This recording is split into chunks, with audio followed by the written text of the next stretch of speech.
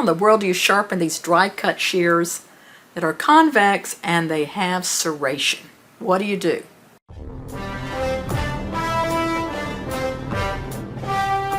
So this is a Washi master shear. And one blade has little micro serrations. I'm going to see if you can see these. See the little teeth in there? If you run your nail down it, you can definitely feel.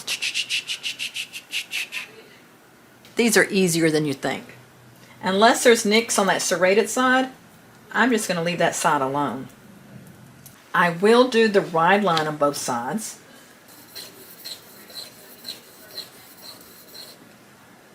And I've got that ride line. Oh, is there a nick in here? Because I still see the red right up there to the edge right there.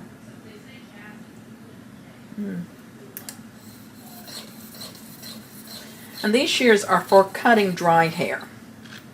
They're not for wet cutting. They're not for slide cutting. Yeah, there's some little nicks in the serration, but I don't want to take that serration out because I'll never be able to put it in as perfect.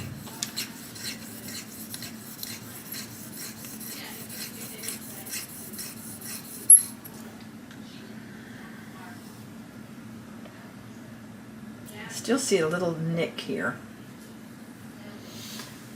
You can take a brush and brush those serrations. So if you've got any little burrs in between those teeth, that'll take those off.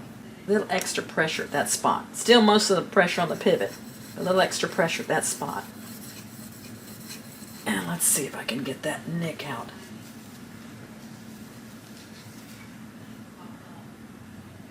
It's teensy, but I don't think that's going to make a difference. If I do, I might have to go over it gently. Maybe with a nail buffer. I still see that nick. You just want to avoid having to replace that serration. Because you can't do factory serration. You just can't in your mobile sharpening business. So I think I'm going to test and see what the angle is. I'm guessing I would probably want to do these at 45 degrees. What I'm doing is a scratch test. Normally I'm doing this on beveled edges, but this is a convex edge. 45, I could go on up to 50 with this, but I'm going to leave it at 45. Because they're not slide cutting with it. And it does have some deep nicks in here.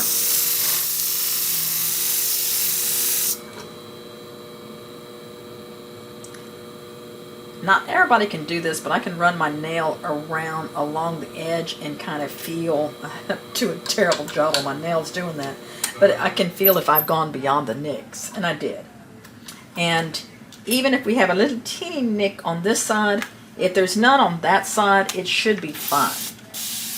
It's when you have nicks on both sides that are, it just multiplies the problem. But you can get away with one little nick if it's smaller than the diameter of the hair that they're cutting. So someone who always cuts coarse hair might be able to put up with nicks that someone that's cutting little fine-haired little old ladies or children or somebody that has really wimpy hair might have a problem with. So I'm adjusting my clamp, adjusting it up. And I'm going to polish just this one blade. And then we will clean them up, put them back together, and see how they're doing. That looks good. Now, if you like watching sharpening videos, if you're a sharpener, you might want to join our community of sharpeners. We have a Facebook page, actually a Facebook group called Sharpeners Jam Group, where we chat. We also do some sharpening conventions, so you want to be on our email list so that you know about those things. But if you're not a sharpener yet, and this just looks like some fascinating stuff to do, it's very lucrative. We passed a chiropractor office for a doctor of chiropractic, and the advertisement out front, they charge less for getting an examination and adjustment than we do for sharpening shears. So I'm like, oh gee, I guess I make more than a doctor now. So I'm putting this internal clicker plate back in, putting my screw back on. I'm doing it with the shears open. But if you're interested in getting into this, I do train sharpeners. I do love to teach. And we train here. We're outside the Atlanta area. We're kind of maybe halfway between Athens and Atlanta, if you're familiar with Georgia at all. It's kind of a little bit country, a little bit suburb. I'm cutting the dry toilet tissue, cheap toilet tissue. And these make a noise. You're going to hear it. Can you hear it? They're supposed to make a noise. Those feel good. Okay.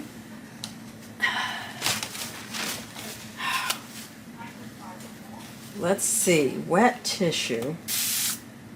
A little different with the serrated edge, but should still cut it. Yep, nice. So don't be afraid to sharpen these shears that are serrated. These are for dry cutting. See, nice crisp cut. They're supposed to make a noise, so don't freak out that they're noisy. And don't try to take that serration off. If you had to, we have a serration file we sell that you could go back and put it on, but it would be like one piece at a time. And I don't recommend doing that if you can avoid it. I've got a video up here on how to put on the serrations if you're interested in that. Because if you come across these, have to put the serrations on, you might need to know how to do it. So this is the video for serrations.